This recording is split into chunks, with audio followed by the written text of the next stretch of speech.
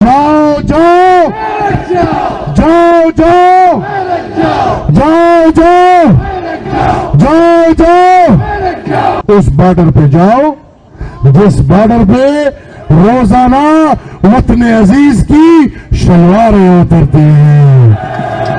चौकीदार आका नहीं, चौकीदार गुलाम है, आका अवाम है। आप तहकीकाती कमीशन बनाएं, मैं आपके पास एक नहीं, दो नहीं, तीन नहीं, 50 बंदे लेकर आऊंगा जिससे कर्नेलों ने पैसों की फरमाइश की है कि रेडियो पाकिस्तान वर्दी वालों ने वर्दी में जलाया था कि नहीं, वर्दियां उतार के इसको जलाया था। ये भी समझता हूं कि अगर मुल्क के हालात ठीक करने हैं और मेरे हालात से मतलब इंतहा पसंदी है तो फिर भी मेरा वही बयान होगा कि फौज मुल्क पुलिस के हवाले करे, खुद जाके बारक में बैठे, बॉर्डर पे बैठे।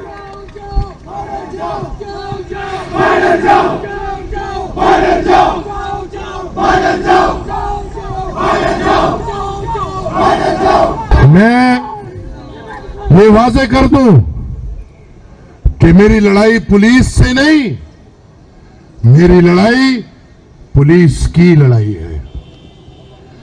मैं ये वाजे कर दूं कि मेरी लड़ाई मीडिया से नहीं, बल्कि मेरी लड़ाई मीडिया की लड़ाई है। मैं चाहता हूं कि उन चौकीदारों से मीडिया को भी आजाद किया जाए ताकि असद अली तूर की तरह एक गैरतमंद आवाज कभी भी दबे ना, कभी भी बंद ना हो। मेरी लड़ाई जज और वकील की है, हमारी लड़ाई कानून और आईन की बालादस्ती की है। हमारी लड़ाई वकला की और हमारी लड़ाई उन जजों की आजादी की है जो जज आज गुलाम बन के बैठे हुए हैं और एक एक व्हाट्सएप मैसेज पे फैसले कर रहे हैं। अगर आप समझते हैं कि आप हमारे रास्ते रोक के हमें रास्ते से हटा देंगे, मैं ये ऐलान खुलेआम आज करता हूं, अगर अगली दफा हमारे किसी एहतजाज या हमारे किसी प्रोग्राम का रास्ता रोका गया, मैं फिर कहूंगा हमारी लड़ाई पुलिस वालों से नहीं है, फिर हमारे एहतजाज की जगह कोर कमांडर हाउस होगा। फिर मैं ये वाज़े बोलता हूं कि अगर अगली दफा हमारे रास्ते रोके गए तो फिर हम पुरअमन, हथियार हमारा पुरअमन, लेकिन पुरअमन हथियार से बादशाह खान बाबा और खुदाई खिदमतगारों ने आपके आकाओं को यहां से भागने पे मजबूर किया था।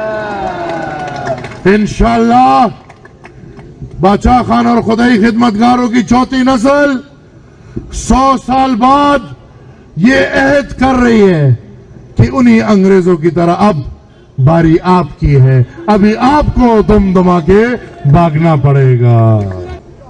और रियासत से मैं 9 मई के बारे में एक सवाल पूछना चाहता हूं।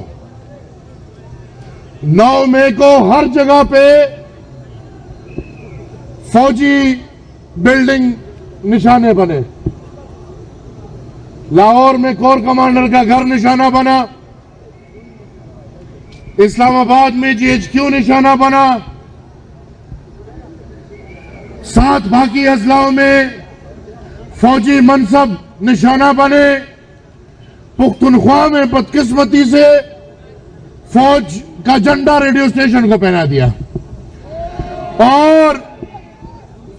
और मेरा तारीखी रेडियो स्टेशन जो बिल्कुल इस तरफ है उसको जला दिया। इसकी क्या वजह हो सकती है? अगर ये इमरान नियाजी और उसके लोगों ने किया है, तो जिन लोगों ने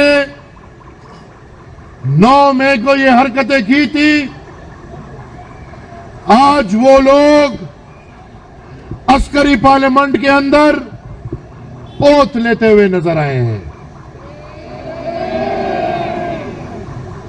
और आज उन लोगों को पुख्तनख्वा फिर से सौंप दिया गया है।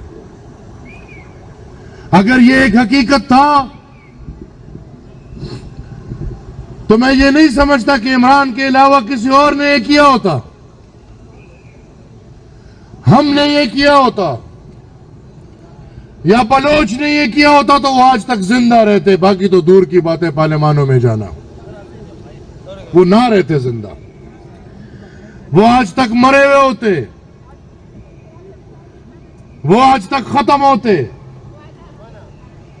वो नवाब अकबर बुगटी की तरह 12,000 लोगों के साथ जमीन के अंदर ऐसे गुम जाते कि लोगों को पता भी ना चलता कि किधर है और किधर नहीं है। लेकिन अगर ये कौम के साथ एक खेल खेला गया, कौम के असाब के साथ एक खेल खेला गया, इन लोगों को मजलूम दिखाने के लिए ये खेल खेला गया, तो फिर मेरे ख्याल में उन अनासर को अब सामने करना होगा। और मैं बार बार काजी उल कज़ा जनाब काजी फाइज ईसा साहब का नाम इसलिए लेता हूं कि वो काजी है, नाम से भी काजी है और काम से भी काजी है।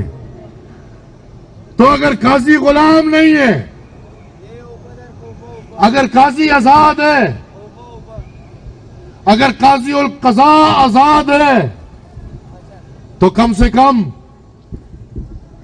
जनाब चीफ जस्टिस काजी फाइज ईसा साहब एक कमीशन बना के ये तारीखी रेडियो पाकिस्तान का ही पूछ ले कि रेडियो पाकिस्तान वर्दी वालों ने वर्दी में जलाया था कि नहीं, वर्दियां उतार के इसको जलाया था।